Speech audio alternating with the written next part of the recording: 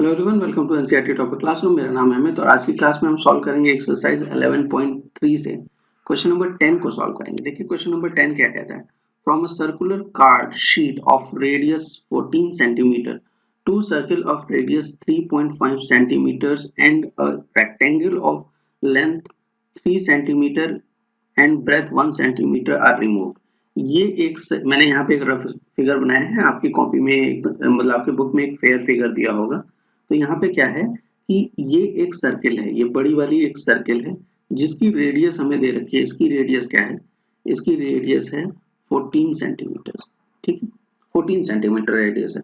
और ये जो दो छोटे वाले सर्किल हैं, एक ये वाला सर्किल और एक ये वाला सर्किल, इन दोनों का जो रेडियस दे रखा है वो 3.5 सेंटीमीटर दे रखा है, इन दोनों का रेडियस। ठीक, और लेंथ और ब्रेथ जो ये रेक्टेंगल है, ये वाला पार्ट, ठीक है, ये वाला पार्ट जो रेक्टेंगल है, इसकी जो लेंथ है वो 3 सेंटीमीटर की है और 1 सेंटीमीटर का इसका क्या है? ब्रेथ है।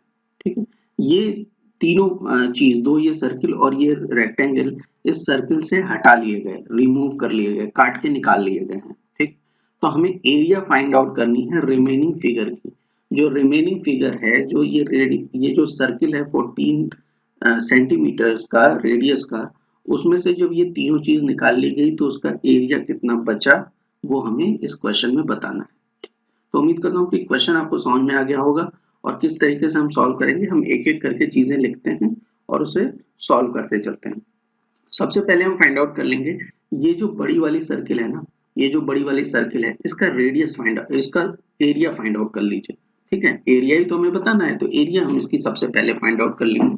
तो बिग सर्किल इस तरीके से लिख लीजिए, big circle radius that is equal to 14 centimetre. ठीक, तो इसकी जो एरिया हो जाएगी, एरिया कितनी हो जाएगी? वो होती है पाई आर स्क्वायर के बराबर, जहाँ पे पाई की जो वैल्यू हमें लेनी है वो कितनी लेनी है? 22/7 लेनी है।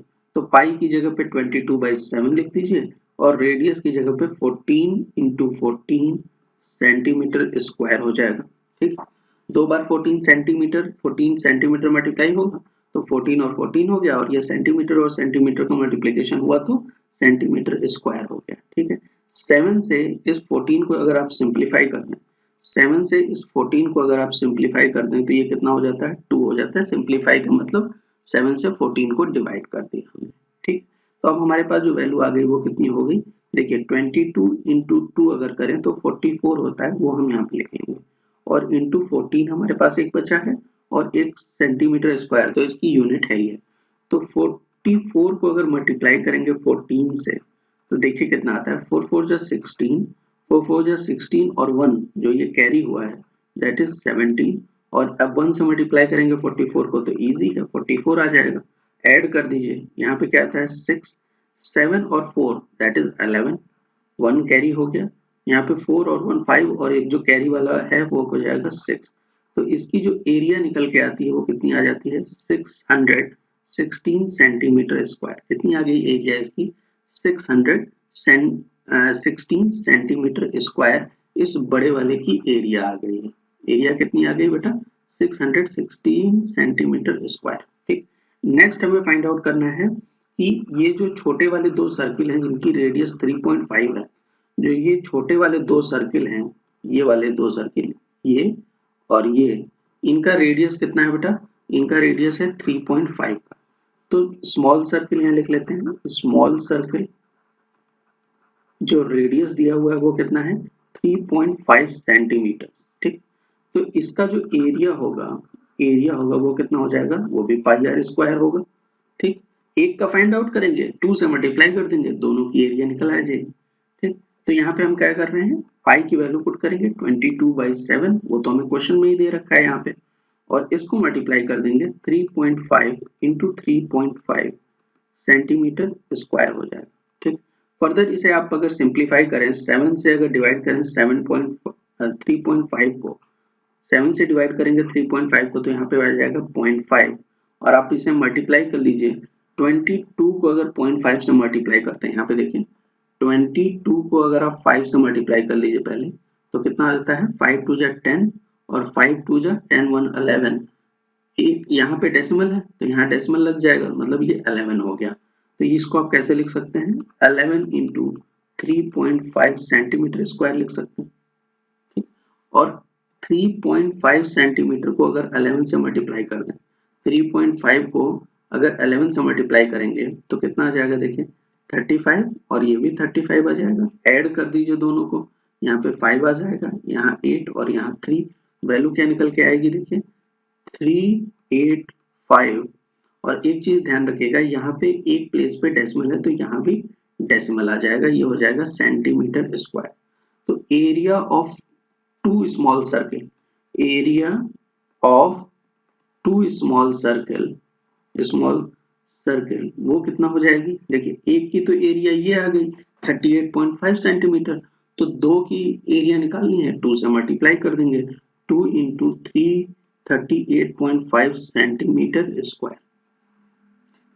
समझ गया कि एरिया यहाँ से दोनों सर्किल की एरिया आ जाएगी, वो कितनी आने वाली है, देखिए 2 से मल्टीप्लाई करिए 5 को, दैट इज 10, 2 से मल्टीप्लाई करिए 8 को 16, और ये 10 का एक कैरी दैट इज 17, और 2 से मल्टीप्लाई करेंगे 3 को तो 6, और एक जो ये आ जाएगा, एक जो कैरी है उसका क्या हो जाएगा, वो 7 आ जाएगा यहाँ पे, ठीक। और यहाँ पे एक प्लेस पे डेसिमल लग जाएगा क्योंकि यहाँ पे डेसिमल लगा हुआ है 38.5 पे, एक प्लेस पे डेसिमल है तो यहाँ पे भी एक प्लेस पे डेसिमल लगा देंगे, तो जो दोनों सर्किल एरिया कवर करती हैं वो कितनी हो जाती है, 77.0, मतलब 77 सेंटीमीटर स्क्वायर एरिया कवर करती हैं ये, ठीक।